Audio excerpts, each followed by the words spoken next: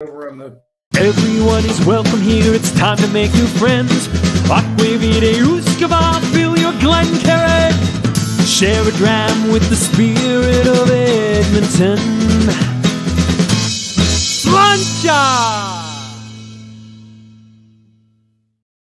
Slancha! Good day, Whiskey brothers, Whiskey sisters, and Whiskey friends. And welcome to the Whiskey Book Club's first book of season 3 with Lou Bryson and his good friend Sam Kumlenek. yes, very good. And he's the author of this book right here, Whiskey Masterclass, The Ultimate Guide to Understanding Scotch, Bourbon, Rye, and more. And what's really impressive is Sam is the editor of this book as well. So he saw it before anyone else. It was it. And as always, I'm honored to have you, the viewer, with us today. There's other whiskey book clubs out there now, but none that delve so deeply in the subject matter with the author and his good friend than we do right here. That's it. No one else is doing this. You've done this before. Well, my name's Dolph, though. I'm president of the Alberta Scotch Society, founding member of the Whiskey Book Club. I'm your host tonight, and I'm going to try to corral these two cats for the evening. We're going to try, see what we can do. For those of you that are new out there, I'll explain a little bit what we're about. It's a home base. This is a safe place for whiskey geeks that love to share a dram and share their passion for reading, mostly about whiskey books or whiskey related activities. We talk about it all. So this right here, that one again, is the 12th book reviewed on the Whiskey Book Club. And it's also the latest of Lou's 6 books. So he's got a big resume. And I said I was going to try to embarrass him, and this is it. So he's an aficionado of my two favorite drinks, beer and whiskey. He's the author of Tasting Whiskey, which his good friend right beside you there, Sam, also edited. And, actually, I tell people that I am a copy editor. I do not write per se, but I make all these writers look like they know what they're talking about. So you've made him the man he is today. I'm good with that. In a manner of speaking, I know. Yes. I'm there for you, and I'll corroborate it. It's said on tape. It's on live right now. Everyone knows about it. Luke also and you know what? I got some pictures. So introduce who? No, I'm doing pictures. No, I'm doing pictures. Okay, pictures. Pictures. My wife's telling me to do something else. I'm not. He's the magazine editor of Whiskey Advocate. So we had a picture of Whiskey Advocate right there. And he's also weekly co-host on A Sip of Knowledge, and there's A Sip of Knowledge right there. He's the author of these 4 books. So there's the Tasting Whiskey that Sam helped create and really molded Lou into the man he was with this book.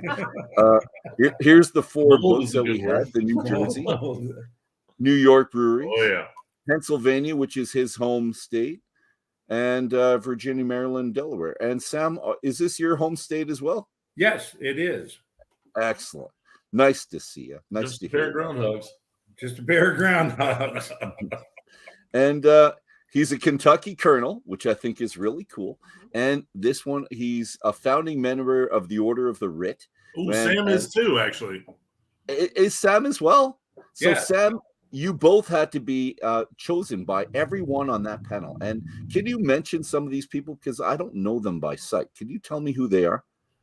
Well, I can't make it out in that picture, no. Is that No, Bill Samuels in the middle? I can't tell. He looks like a colonel. Samuels in the middle. I know Chris Morris was the driving force behind the Order of the Writ. And then the board consists of most of those Kentucky distillers that are involved. Freddie Noe was the one who put me on, I think. Yeah, he proposed me. And Joe Malioco of Michter's for me. There you go. All right. Thank you very much, gentlemen. And if you follow Lou online, and Sam, I don't know if you're a Covered Bridge fan like Lou is, but that's what he is. And we get the picture of there you go. And you've seen them online. If you follow him online at all, he's there. So welcome, Lou, and to your good friend Sam. Again, what's in your glasses tonight, gentlemen? Introduce yourselves, even though I've already done that, and tell me what's in your glasses. Go ahead, bud. Well, I've been the copy editor of a Whiskey Advocate magazine for 15 years. I was hired by Lou originally because I pestered him about the mistakes I found in that magazine. And the Excellent. fact that I have a certain amount of whiskey knowledge has served me well. I am the Pennsylvania whiskey historian. I am a specialist in Pennsylvania rye whiskey, and I'm proud to be here with you, Dolph. And the West Overton connection. And I am also on the board of West Overton Village, the ancestral home of the Overholt family of Old Overholt rye whiskey fame.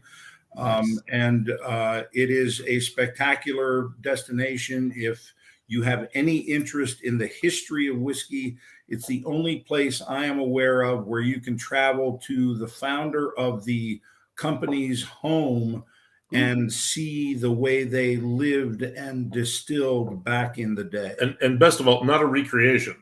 Right. It's the actual building. This is the actual buildings Yeah. that Abraham Overholt and Henry Clay Frick worked and trained and maintained their business acumen in. I won't say I fell to my knees the first time I got there, but I was pretty damned impressed. It's pretty reverential. It's a very reverential experience for me. Nice. And what's in your glass tonight there, Sam? Right here, Yeah, what you got? I am drinking Michter's US1 Toasted Barrel Finish. I believe this is from this year, and it's my first taste of this, actually. I have not yet tasted it. Excellent. Just keep nosing it then. Enjoy. And Lou, introduce yourself. That won't last long. No, that one has. The nosing only lasts so long. It's enticing. I've already been introduced. I'm still me, and So it's a man that needs no introduction. well, my whiskey does. Yes. What you got in there? What's that? Oh, okay. I actually recently found out.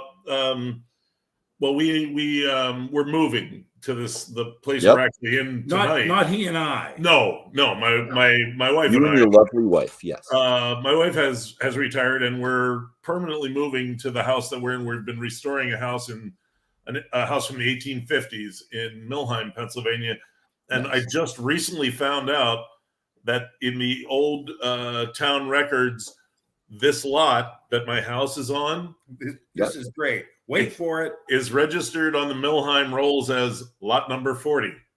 Excellent. So that's what I'm Big drinking. Canadian link to Is us. that Thank cool? you very I much. was- Sir. That's great. I read that. I'm like, that can't be right. And then I said, Perfect. then I saw the guy said, the lot next to yours is lot number 42. I'm thinking, well, I'm glad I didn't get that one. Well, lot 30 is perfect. And Lot 40 is pretty damn good. And of course, I had to go online and immediately tell Dr. Don about it. yeah, I saw that post as well. So and Sam, you're a rye fan. Are you pretty good with lot 40? Do you like it? Me? Have you Yes. tried it? In fact, I like lot 40 a lot. Okay. Well, no, Sorry. I do. No, it was the lot thing. The lot. That's Never all. That's what I mind. Okay. A lot. And I love his like lot a lot. 40 just as much. There you are.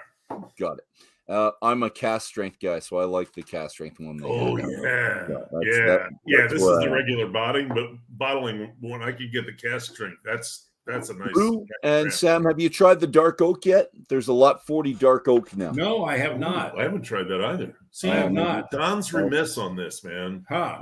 You know what? He's a busy guy. He is just a busy guy. He's written 2 books. You know what? And I just got them in the mail. I'll show them to you. So I've got that one right there. I'm going to interview him the first 2 weeks Awesome. in December. So that one, this is the one I'm looking forward to. Oh, I want that one. Yeah, the Blending 101. I'm really looking forward to this. This is Canadian history, and I saw it. And same thing, him and Davin got a little thing going with a little bit of conversation and who's right and who's wrong with it. But I don't think Davin's going to have a problem with that. So No. it's good. So we'll do this in December. It's fun. But you know what? I think you should have some lot 40. And what I had, because we've had some really neat some tastings from Don with the Alberta Scotch Society. We're guinea pigs for him every summer. So the last one I really, really, really liked, the last couple summers, was the lot 40 quarter cask cast strength lot 40 peated. It's fantastic. Like, get all that going on. That was my favorite. And I think This is what I keep saying. They don't send us marketing. good shit, do they? Yeah. No, they No. don't. Well, this is Quarter his experimental cask series stuff. So, and I'm hoping that's coming out. But he has to. It's funny because you're talking to him during it, and he's trying to convince the marketing people listening in on the conversation, right, that this should actually go out. It's like people love this. It's like, really, peated rye. How many peated rye people? Me. Yeah, me. exactly. How many people like it? I do. That's enough. It's enough. And my group, I could convince anyone the Alberta Scotch. I'm good. Well, welcome, gentlemen. Thank you very much. And I should say, I'm Dolph. I already told you who I am, but I got some Crown Royal tonight. So, and I don't know if you guys saw it. This is special to us. It's the Noble Collection. This comes out every year. They put 2 out, and this is mine. So winter wheat, and I like it a lot. I really do. I'm usually do get not occasional bottlings of the Noble Collection. I did not get that one. Yeah, they've been. I can't complain. They've been pretty good to me. Crown Royal just came out. Pretty free. So, yeah, I'm not a Crown Royal fanboy. I don't go online and talk about them a lot, but I did on Tuesday. I was doing it with Blair Phillips, who did the book with Davin. Mm-hmm. So we do that every Tuesday, and it's fantastic. So yeah, the Crown Royal winter wheat. If you have a chance, it's really worth it.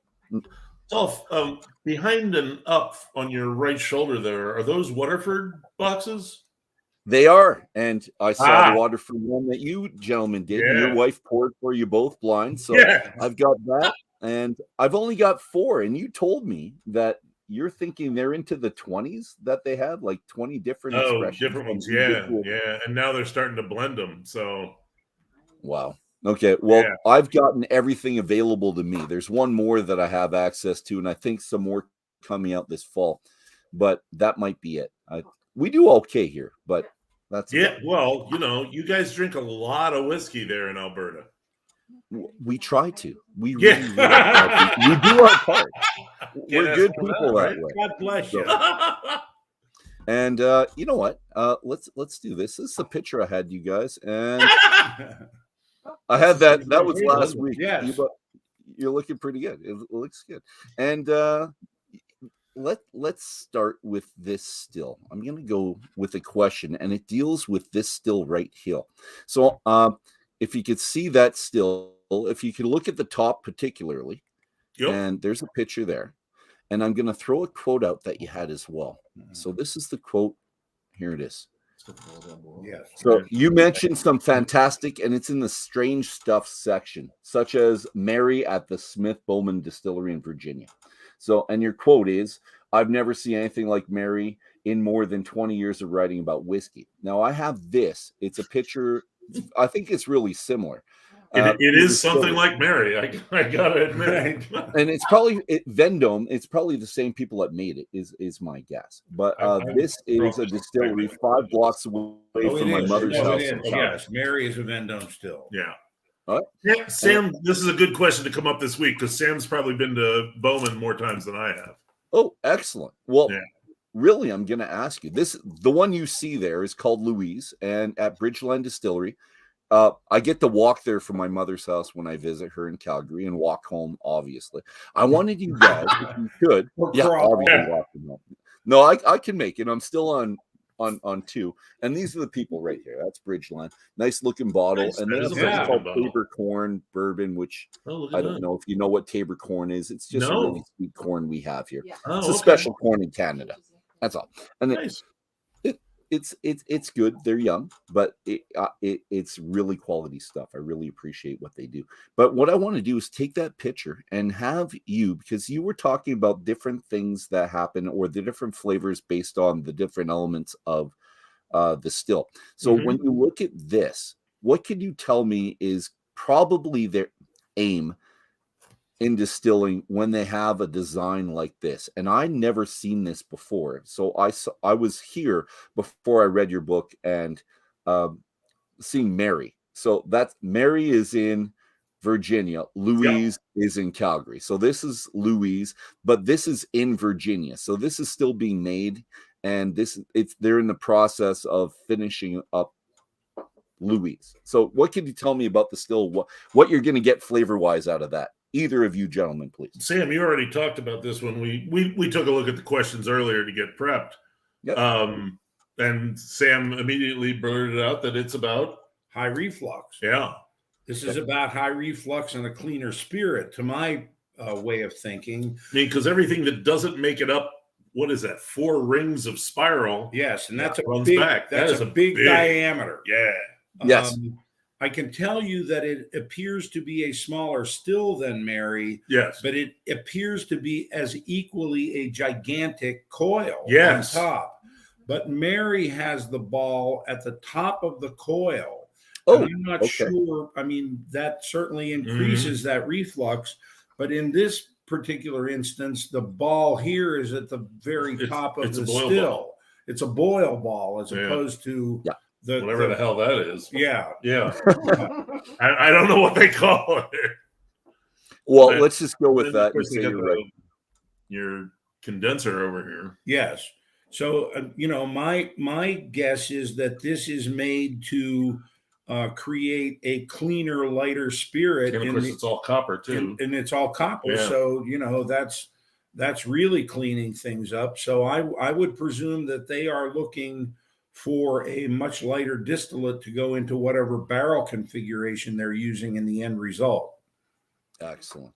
And it is. It's very light. It's very floral. It's fruity. And in the 3 years, and I've got their cast strength stuff. So and because I do like cast strength, but I think I was going to say, you sound like you have a fixation in that regard. The cast. Cast strength. I like it big.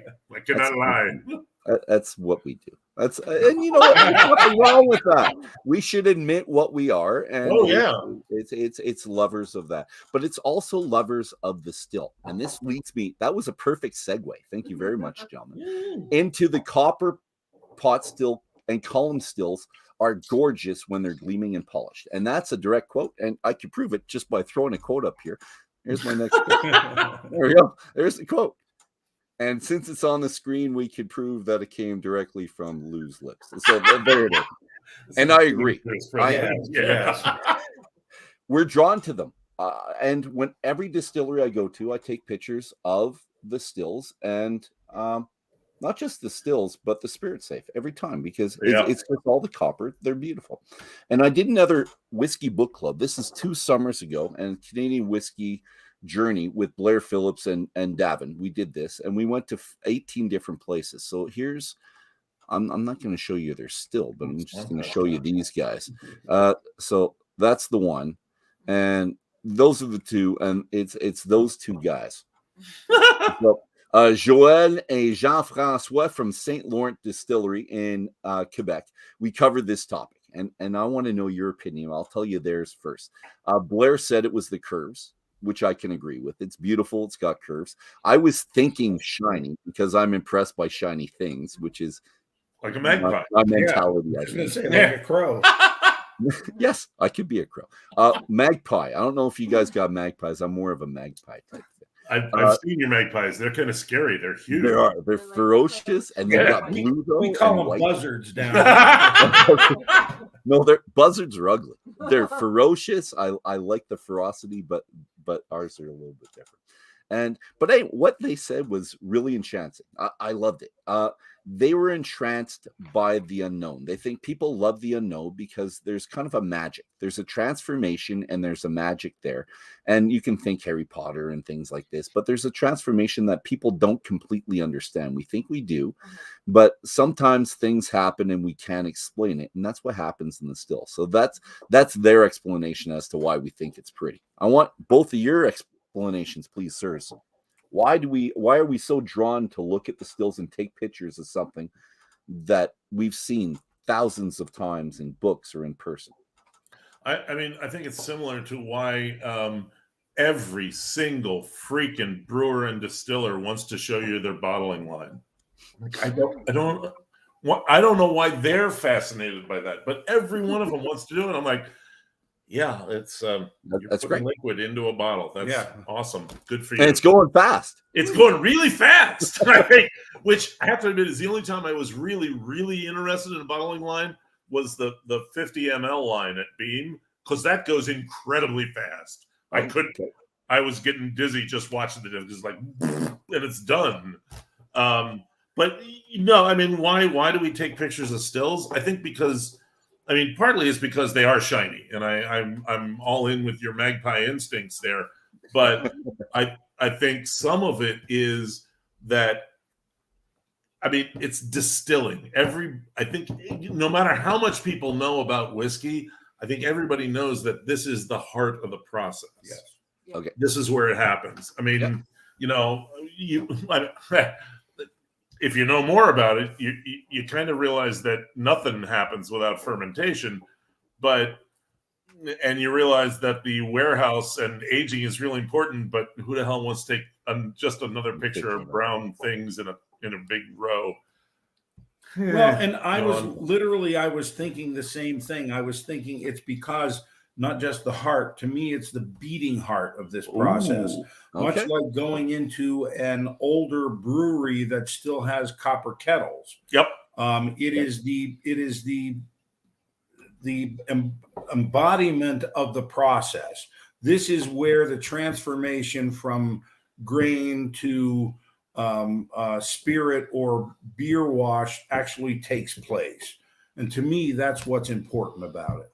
It's like the big machine god in Metropolis. You know, you don't know what the hell it does necessarily, but it's obvious. It's impressive. It's the impressive, important thing. And that's why I really love the new Old Forester distillery on Main Street in Louisville, because almost everywhere else, the column still is either just freaking ugly because they don't polish it, they don't give a damn about it, they hide it off and think it's industrial, or it's hidden away and you don't. But at Old Forester, front and center. I mean, it reminded me of that damn movie of Metropolis, because it's there. It's obviously the centerpiece of the whole thing, and it's gleaming, and you almost are forced to like stand there as a supplicant at the bottom of it. So really cool. Yeah, exactly, because that's where it takes place. You know, and the pride of the place. If you don't have that still, all you have is some kind of crappy beer. All right.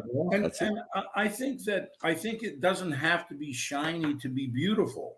I agree. I think that some of these distilleries that have allowed their pot stills or copper column stills to acquire that patina have an equally graceful beauty. It's just not that mirror-like quality. In which case, in those places like I'm thinking particularly of Ardbeg and Lafroig. Okay. It's the curves. I go along with your Quebecois boy. The curves are just stunning. Oh, what's the extra thing they have at Ardbeg? Ardbeg, they've got that little thing at the top there. The purifier. That's it. Yeah. Which is unique. And that goes with what Dave said on the side here. It's Dave from last week, what you saw. And he was just said, they're just a little bit different. One, a little bit different from the next type thing. And Dave just says, we like a good story. And it's true. We do.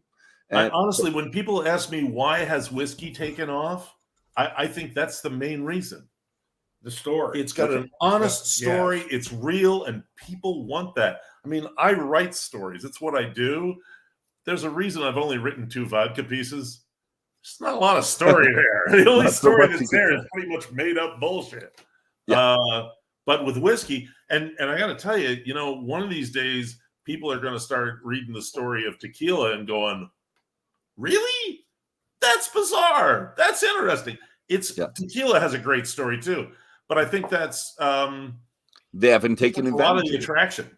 Well, you know what? You're the marketing team now. You could actually go out there and talk to Don Julio, and I don't know who actually has. Seriously, Julio, guys, you need to do a better job telling your story. Just stay away from water. I'm just so sick of hearing about water stories. I know. Come on, stop. Don't care. From over the bog of this into this, it's like there's a brewery there was a brewery in Washington State called Olympia, and Olympia's motto for decades was "It's the water." And I read a review one time that said, you know, I'm not really sure if that's praise or an excuse. We're really sorry. This would be so much better if it wasn't on the city water source. It's good. Hey, Val. Val's coming in on us with the after jam later, so that'll be fun too. So, and I agree, and my wife added another one. She said a chrysalis into a butterfly because it's just that transformation that really happens that people care about. But I like what you're saying, and I need help with this because I'm not sure my son would be able to help me. The type of art form that looks like it's 1900s, but all mechanized and all shiny. Are we talking about steampunk? That's it. And I think you made a reference to this online, actually. Oh, yes, I did. Did you not? I think you did. Yeah. But it is. It seems very much like it. You could have all these stills everywhere, and it would just remind you of, I don't know, another era. So what I like about steampunk, it's in the past, but it's futuristic. It's both at the same time. So I really like that. And I think stills do the same thing. A bee in his bonnet about how distilling essentially caused the Industrial Revolution in Pennsylvania. Is that? Well,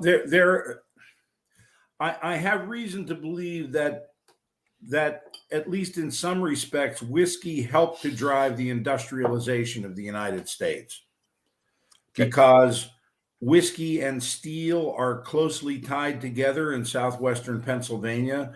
Okay. And in fact, Abraham Overholt's grandson, Henry Clay Frick, was one of the first people to industrialize the production of coke from coal that helped to drive the production of steel from iron. Okay. And there are a lot of correlations between that. So I really believe that in a lot of respects, whiskey helped to further other industries that helped industrialize the North American continent. So, Sam, can we just say that it was rich people knowing how to make money, because they were making a lot of money on alcohol? Yeah, sure. And the government, when they started taxing us, the biggest tax revenue bracket that they in Canada for a big 50, 60 years at one point was all alcohol for us in Canada. Seagram's paid for, they probably paid for our army, as small as our army might have been at that time. I'm not sure. Yes. And we still have prohibition to thank for the American national income tax. Prior to that, they got enough money from whiskey, but when they had no more tax money from whiskey, they started taxing individual income, and we're still paying for that 80 years later. The income tax started in 1914. I thought it was literally. I thought it was tied to repeal. Came around because they were hoping that they could get rid of the income tax. Okay, all right. You were close. Well, they could have gotten rid of the tax, but they decided not to. Right, bastards. Hey, you know what? I know. That's why a bottle of Beam didn't cost $90. So shut up. Yeah. Well, your grandpa would have agreed or cared at that. Yeah, probably.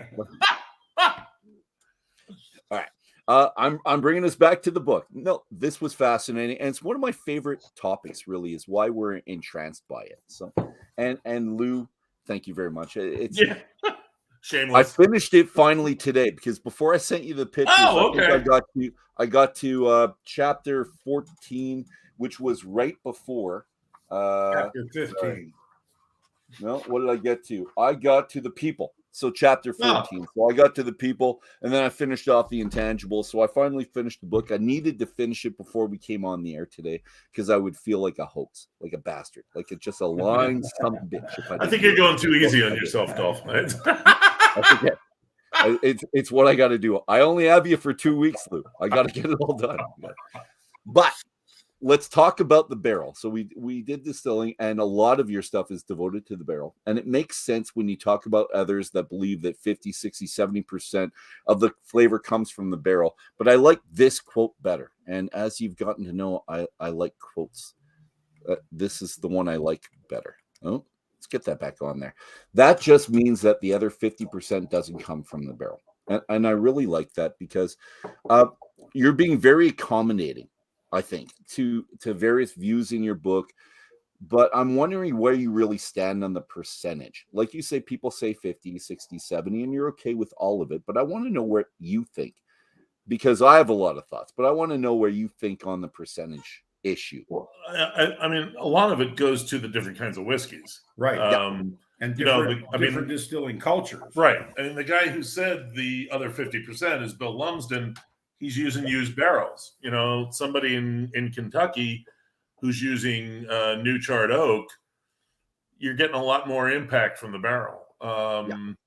You know, you want, I mean, sometimes and some people are going for a really clean spirit, so you even get more influence from the barrel.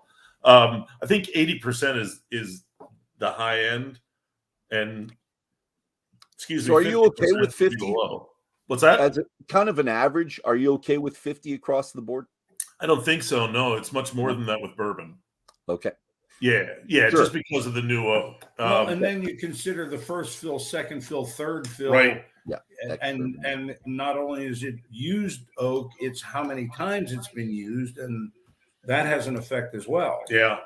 I mean, when you're talking about a Scotch or a Canadian whiskey that's in a third fill barrel, you're probably under 50% there. Okay. Although and that's probably my background. You're getting the oxidation. I mean, you're not getting as much wood character, but you're still getting the age and the oxidation from the barrel from breathing. I don't know. It's hard to say, but I would venture that by the time you're into third refill, you're under 50%. Okay. And there you go. Hey, off the first one. So Crown Royal's done. And let's talk about that at the same time. So this is, I love this. I have this in the tasting. So it's a 25-year-old Tomatin. And a lot of influence from the bourbon barrel, and over 25 years, but it doesn't say. I think it just says it's an ex-bourbon barrel, which means I've seen 20-year-olds that were a lot lighter than that. Yeah. Oh, I have as well, and I'm okay with that. I'm really happy seeing a really, really light older spirit. It just fascinates me. I want to know. I really want to know what that tastes like. Oh, well, I could tell you, but I'm probably full of shit. No, you always talk about being honest. But you're my age. That's okay. When you went trick-or-treating when you were young, do you remember the little candies, the little round sugary candies, rockets? Did you ever have those? No. They're itty bitty round things, and it's sugar. It's all it is. It's colored sugar, and that's what this reminds me of off the top. And for a bourbon, you always say the vanilla, but for me on this, I always talk in terms of sweetness. I always think of it's either butterscotch, caramel, kind of a confection of sugar, and that's what this is. This is kind of that sugar. It's the first note that comes off. It's fantastic, and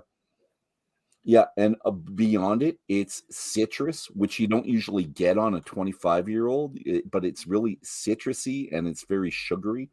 It's one of the most unique noses I've had for a long time. Yeah, you don't really expect that in that age. No, not at all. But that was my favorite of the night, but many people didn't like it as much for my tasting. That's okay. Fuck them. Yeah, but what do they know? Yeah, what do they know? But I want to talk about this because I haven't nailed down my thoughts on the subject. I really haven't. I'm still working through it. And I've been thinking about this and the influence because I think the very first time I went, one of my first tastings was independent bottler. I'm not going to say which one, and because they have the best barrel program of anyone out there. They have so many different barrels, and it was 70% of the flavor came from the barrel. And I've been fighting that. Oh, that was just a straight up statement from them. From the brand ambassador. And at the time, I kind of believed them, but I was fighting it. I was like, you know more than me because I haven't been in the game as long as you, and so I'll give you that. But I'm going to think about it for a while. And my first thought, and this was the same as back then, I don't know how you quantify something like a percent flavor. I just don't. I would agree. I still don't. Yeah. I've been drinking whiskey a long time, Lou. You've been writing about it for a long time, but how do you make a distinguishing remark like it's not the new make? This is the wood after time. So that was it. And my second thought was exactly what you said. How can you compare a fourth fill bourbon barrel with yours, a charred or toasted American oak or European oak, whichever? But I think I might have the answer. So this is what I want. I want everyone to do this in the future. Every bottle should have a little bottle attached to the neck of it with the new make. no matter what it is, it could be sold 25 years later, but they should have every bottle have a little new make attached on a little plastic thing.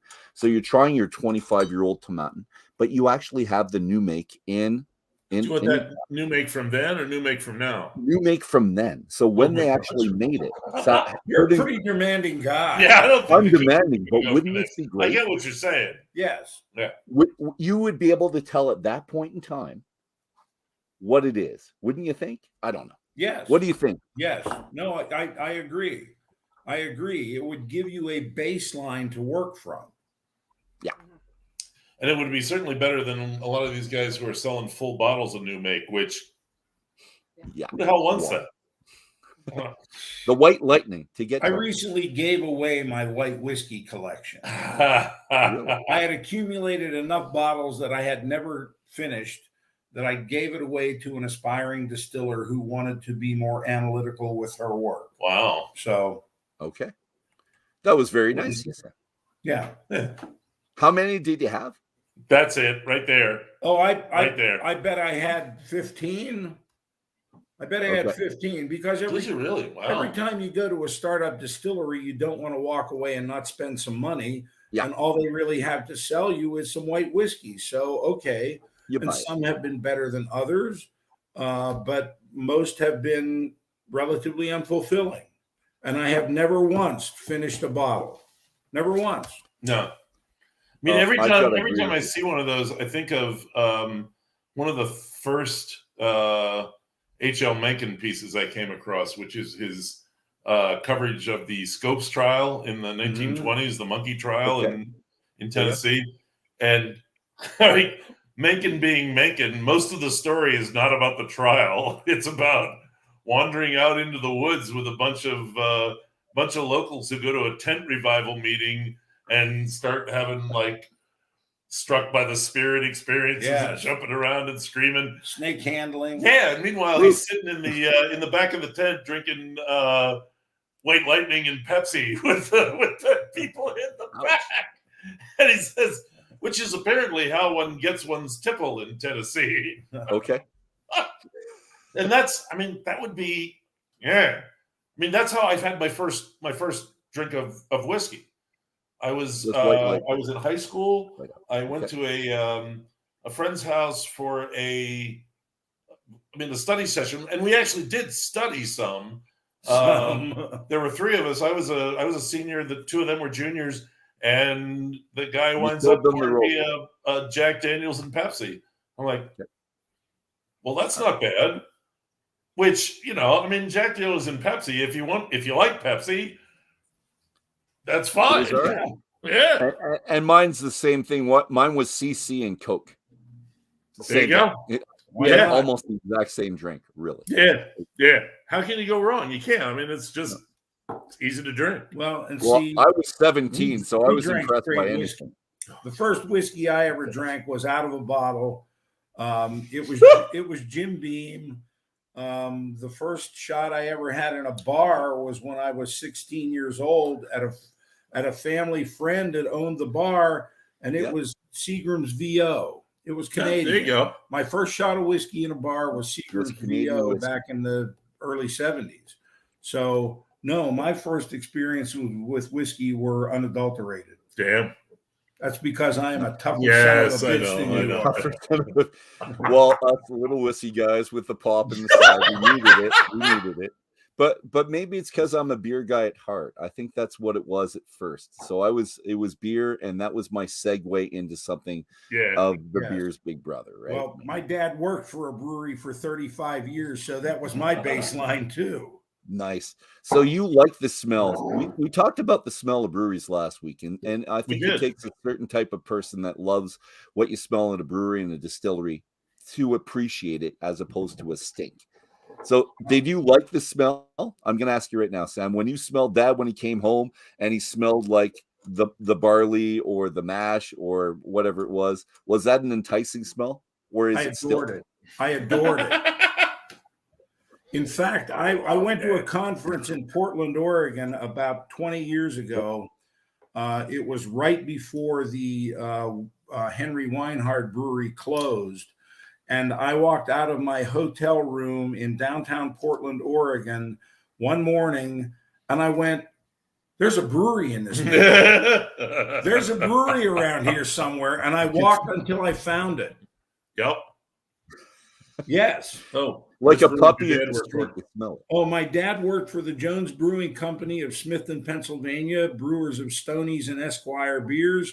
And that enterprise closed in 2002 after nearly a century of beer making. Were they bought out?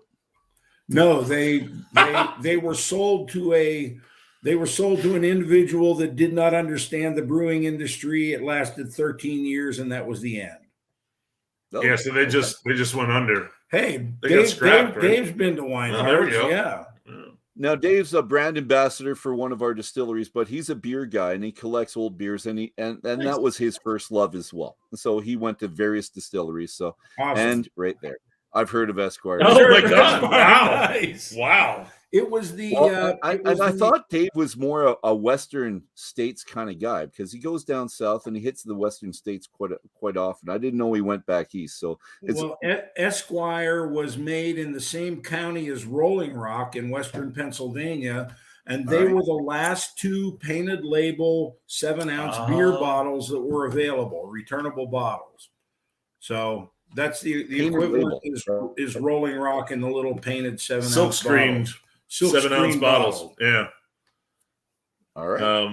Which apparently, and Dave might be on here afterwards to talk to us as well. So oh, cool. It's one of the little things you pick up apparently in New Jersey, they called those pork chops. I don't know why. I've heard them called splits. Oh yeah. pork chop. Pork chops. I don't know why. A 7-ounce bottle of beer. Why not? Why not? Why not? The guy that was naming them just like pork chop. That's it. Yeah, right. My favorite Right. one, it's So we that's what it's digress. called. We did. That's all right. And just to get us back on track, I got another quote. So, Oh, there you go. All right.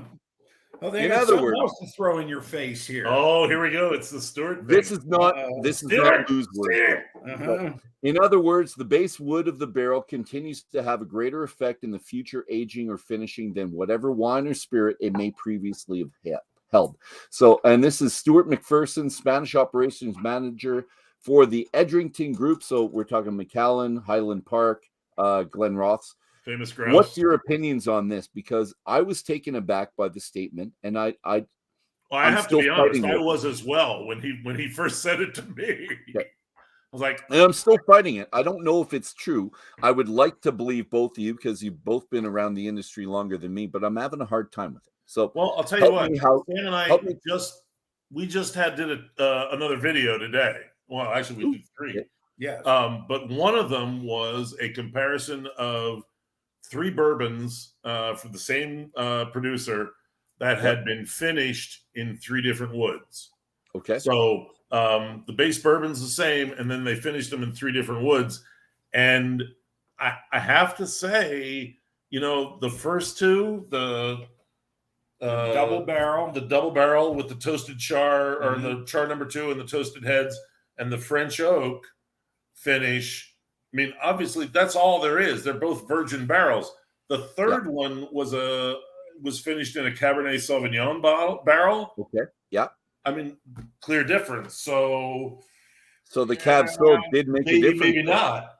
Oh, okay. On the other hand, Highland Park. Yes. Highland Park. You talked about Highland this Park's earlier. aged in sherry casks. I mean, there are a couple exceptions. The Freya bottling from their Norse Gods series comes to mind. That was, an outlier that they aged in bourbon casks. I know they've done a little bit of whiskey in a port cask, but I mean, over 98% of Highland Park is aged in sherry casks. Yeah. But 15 years ago, when it was Highland Park 12, Highland Park 15, Highland Park 18, and nothing else. none of this gods and demons and shit that they do now. Oh, I do like the Viking stuff. I'm No, it's fun. I and get drawn the into the Dark marketing. Origin is so drenched in sherry. I love that shit. But the 12 was all sherry cask, but it was all European oaks sherry cask.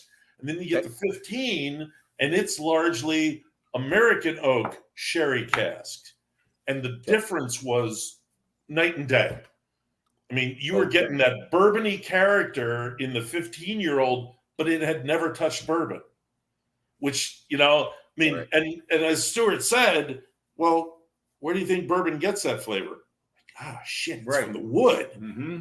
And he's right. I mean, the vanilla, the coconut, I mean, that's all coming from the wood. On the other hand, that Cabernet Sauvignon today sure did taste kind of winey, fruity. And it was delicious. It was the best of the three.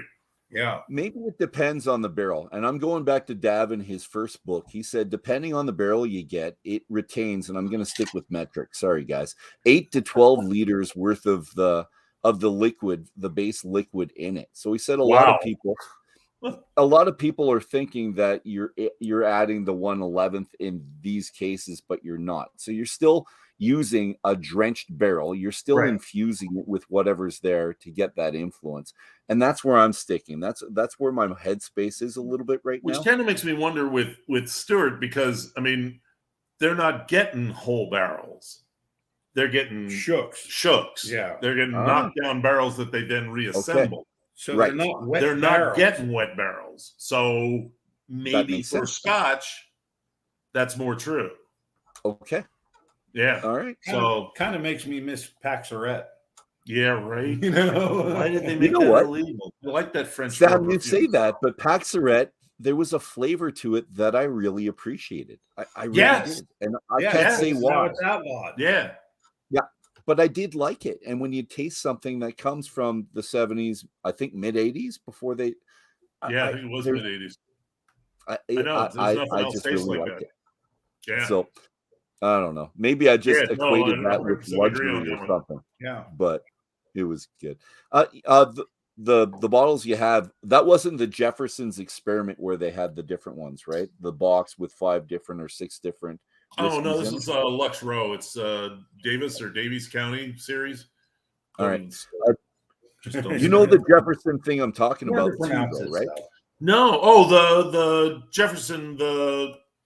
Is this the Barge whiskey? No, not the Barge. It was a box with all the different ones.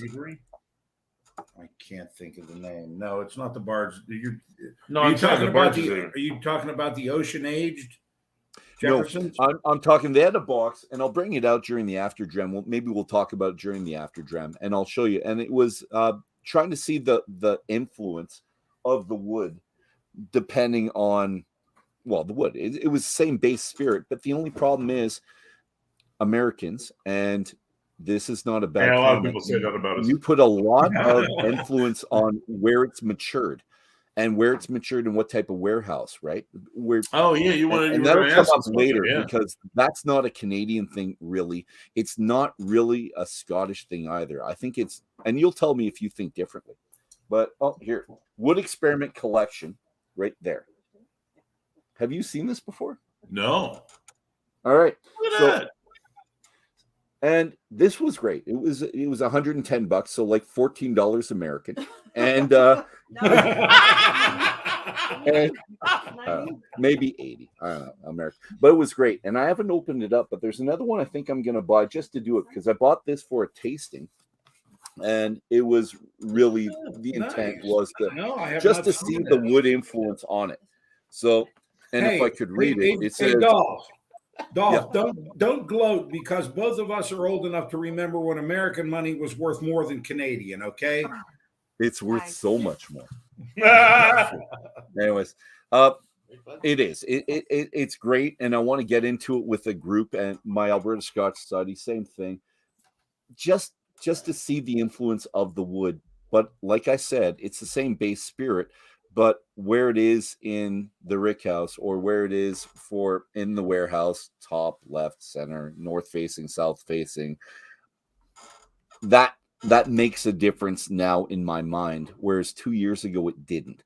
And really, I've got to thank David Jennings because I had American or Rare Bird 101's is tagline. David Jennings, the author, American Spirit, he did with Wild Turkey. He has a great knowledge of the flavors that are coming from different barrels in different parts of their specific warehouses. So he opened my eyes, and you talk about it as well, Lou, and we're going to talk about it later, how the position in the warehouse makes a big difference. So until we put that with the wood, I don't know how to fix this question in my mind. You know what? So it's all that, it's all that multiplicity of factors thing. So many things going in the flavor of your whiskey. I want something easy to understand, Lou. I wanted you just to say, hey, dude, it's always vodka. It's like this. Well, and you know what? Boys, I'm going to come back to you as well, and I'm going to show you a picture. So here's the Quarterson American oak and the hand split European oak. And this is a picture from iNews. It's called Intermediate Guide, Everything You Need to Know About Wine and Oak Barrels, just in case they want to shut me down for showing their picture. Can you explain the obvious differences we see between Quercus alba, the sawing, and Quercus robur, the splitting? So apart from the wood being different, causing a different taste, how would the cuts make a difference? Because people focus on this a lot. And I'm wondering how much of a difference it really makes just because of how you're splitting the wood. Can you help me? Keep that graphic up there, because I've never seen a graphic for Quarterson lumber that shows curved saw marks. That's what I was thinking. It's always straight saw marks. So I'm not sure. I already question the veracity of whoever put that particular. Yeah, every time I see Quarterson, it's straight marks. I mean, it's roughly like that. Yeah. Right. Well, no, I was going to say that. There are no curved saw blades. And they steam it to be able to curve it. It was my question. But this is what I got from them. So I'm going to stick with this. Okay. How does, let's say it's straight, because those are the pictures I've had in the past before. But I picked this one because it was really kind of cool with the curved lines. Mm-hmm. And I didn't know if they were doing that now somehow. And tell me about it. What do you see in here? And how does that change one thing, the flavor? Sam and I are sitting on Quarterson oak right now. I don't know if you knew that. I did not. Yeah, the flooring, we just, like I said, we're moving to this house. Yes. And we're actually, in this room, we had hardwood put in that's Quarterson white oak, just like a barrel. In fact, the finish on the floor is called antique bourbon, which I swear to God had nothing to do with the choice. My wife on your lot 40 house. No, it was Kathy's call, not mine. And although when we did come back, the contractor's like, "Yeah, I figured that'd be the one you wanted." But no, seriously, I mean, we are sitting on Quarterson white oak, and it was more expensive than the regular white oak. I mean, because it is harder to cut it that way, and you do get more waste than if you just cut. But it's stronger, and it's stronger because of the way you see it going across the uniformly across the rings. Yeah. It's my understanding that Quarterson oak produces a less porous stave than a regular straight sawn log. But as regards your hand split European oak, which is insane. I'm not familiar with this at all. Do they really use a mallet and some sort of a wedge to hand split this oak? And if they did, it would be a much rougher finish. It would not have the smoothness on either side that a sawn billet would have. And I don't know if there's a lot of wastage. It seems like from this picture, there's a lot of wastage too. So I can't picture that happening either. Right? Because they want to make money as well. It's all wood. It's all about the wood. You can't see that. That's a smaller print. The shirt's actually from the Louisville Slugger factory in Louisville, where they make bats, not barrels. Yeah. Okay. But I love the shirt. Yeah. Okay. Yeah. I mean, you can. I really needed your opinion on this. I think the Quarterson is mostly about you're getting more wood out of the log and less waste. Correct. But you're still getting almost everything there is at least mostly across the rings. Yes. It doesn't tend to want to cup the way that a straight sawn log would want to cup. Yeah. So it's more it's easier to tame when it's quarter sawn. But as to I look at the potential waste in that that's a lot split, that's half the wood, if not more, that is being thrown away. And I have a question as to whether that's really a viable method for creating lumber. Well, I don't know about the split, but they do cut it that way. But I don't know about splitting. I don't know. And the comment about it kind of being a rough finish as well is really interesting too. And I'm guessing if it's a rough finish, maybe it would. If it's a rougher finish, would it soak in more of the alcohol as well? Would it be? I would assume they would plane it. Yeah, to be honest, almost, because it would be tough. It would be tough to tighten a barrel with hoops that are not compressing the entire circumference of the stave. Yeah, I think we're getting maybe a romanticized version of what this looks like. Okay. All right. No. I mean, that's that's speculation, but well, that's you know more than me, kind sir, and the book proves it. You wrote a book, so it's I have to trust you. See, there you go. There's the book. There's his name, and we have the editor beside him that says it's all right. So I've no way of arguing. Now he says that. Right. I'll argue anything and be proven wrong. I like being proven wrong often, and well, I've been married for 33 years. It's like I've been proven wrong a lot. So you know that. Well, I do. I've been accustomed to it, and my wife's sitting right beside me, so we'll hear about it later, maybe. I'm still enjoying the tomato. However, I need to ask you something else, but it's also in relation to the woods. So, have you ever visited areas in the U.S. that plant, cut, and replant the oak? Because you talk about that, and no, you did, because in your last, you said you cut down a tree with, and I can't remember who it was, but you ended up. No, I didn't. I never picked up the chainsaw. I stayed away. I watched. But you came home with 4 ticks on you. That part that was crazy. That was out of control. On the other hand, then I did get to drink some really old crow with Fred Minnick, so that was a good day. That sounds like but no, a big player. We went to Missouri and watched Sawyer's cut oak, and then Harlan took the chains. Harlan Wheatley, the distiller at Buffalo Trace, took the chainsaw and cut the tree himself. Was that the trip where the old Sawyer's name was Junebug? No, that was Fred's story. Oh, okay. That wasn't mine. All right. You also said that you didn't. They cut it down in a way that you had never expected. That wasn't really safe either. Oh my God! I mean, they essentially just broke every chainsaw safety rule I'd ever heard. And the guy from the State Forest Service was there, like, "Yep, yep, that's right."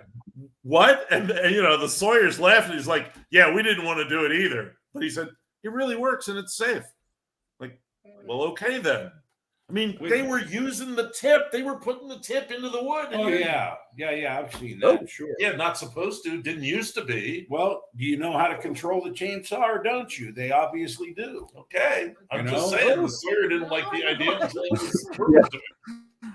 Did anybody get hurt? My wife was wondering if they had chainmail on or something like that. They have a whole bunch of Kevlar. They don't give a shit.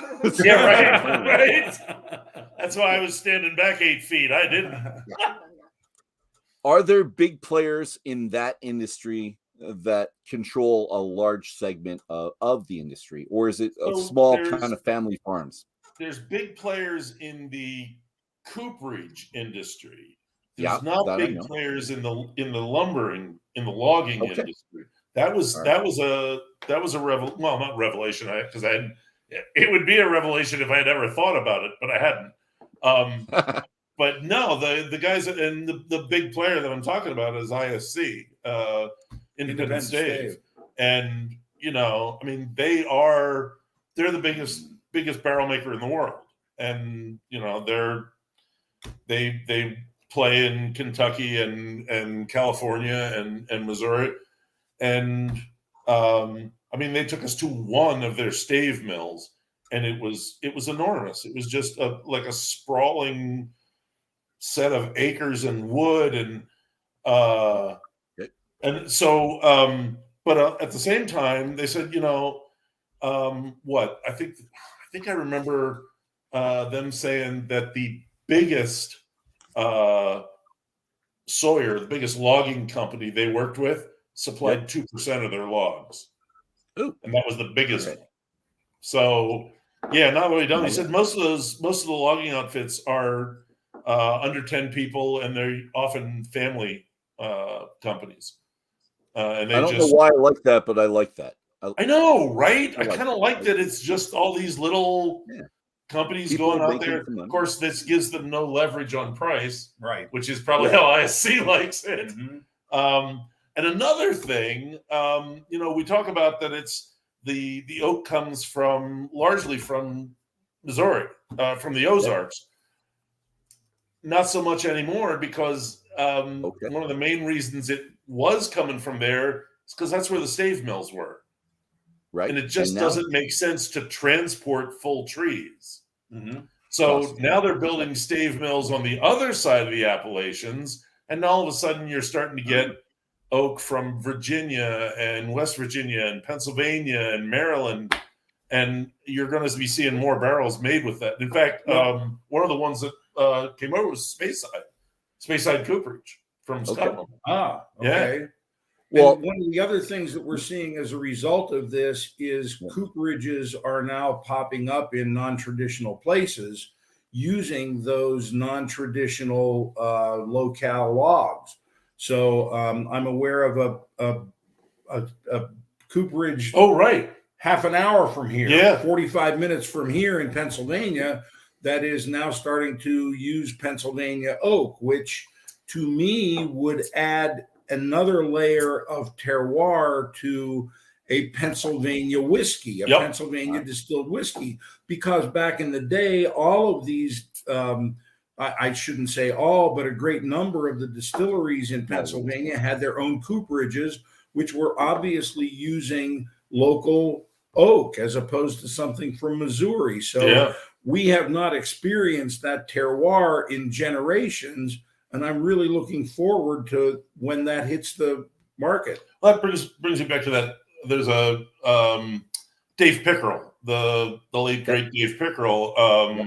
One of the things he said to me, and I have quoted many times since, and I'm sure he said it to other people, is he said, the reason we don't think there is terroir in whiskey is because we haven't made small enough batches of whiskey. And when you make a large batch of whiskey, you have to bring grain in from a bunch of different places. You can't bring it in from the field next door. But when you make small batches, you can. And the Waterford bottle's over your shoulder. And we'll see. We'll see more as time comes, because that's a big debate. It really is. There's lots of room to play within this debate. There's lots of chances to write stories and get paid. That's how I look at it. That's fantastic. But I do like the wood, and the wood coming from different places within the country, and maybe a determination if it changes it somehow. You would just need someone that has the same spirit in all these different places with the different woods. I don't know. All right, gentlemen. I've already I'm Dad's Hat. Dad's Hat Rye Whiskey, Mountain Laurel Spirits in Pennsylvania, not far from me. And again, we just did a tasting video with one of them today. I remember about 2 years ago, they were saying to me, we got these barrels from Minnesota oak. And it says, they're nice, but they've got this minty character to them, right? Yeah. And he's like, I like don't know what to do with it. It's nice, but it's not like the rest of our whiskey. So it changes it. Do you preserve it or do you blend it away? And it's like, But you make one of those little square things like I had from Jefferson's, and you sell it at an exorbitant price to the Canadians up here. That's what you do. That's what you do. Gentlemen, we've been on for an hour and 5 minutes. And before I sign off, Lou, write your terroir book, and Sam, you can edit the third book, and I'll buy that book right away. And that's another time we'll be on. That's the only reason we would do it, is so that you bought it right away. That's it, buddy. I'm there, and I'll make at least 10 people buy it with me. That's you're off and running with us. Yep. There we go. There it is. Whiskey. So it'll be terroir. That's So, right. here we are. We're moving our conversation from this. I don't want to call it formalized format, but it's supposed to be formalized to a more relaxed and equally engaging. Very few formal formats survive Sam and I. We're trying. Well, I'm going to have 2 other people on it with me. So, like I said, herding cats, guys, is what it is. Yeah. So, author Lou Bryson of this book right here, Whiskey Masterclass, The Ultimate Guide to Understanding Scotch, Bourbon, Rye, and More, and Sam Komlenik. Yes, very good. I'm trying. I'm sorry. It's the French in me. Oh, no, you're great. You're doing And our well. other panel members will, of course, be joining us. And really, what better activity is there on a Saturday night than talking whiskey, drinking whiskey, and listening to us? So we'll be back 5 minutes on this channel for the After Dram. If you don't want to miss a minute in future, you like, you subscribe, and we're here. So, gentlemen, I will see you in 5 to 7 minutes. Thank you very much. And thank you to everyone who was listening.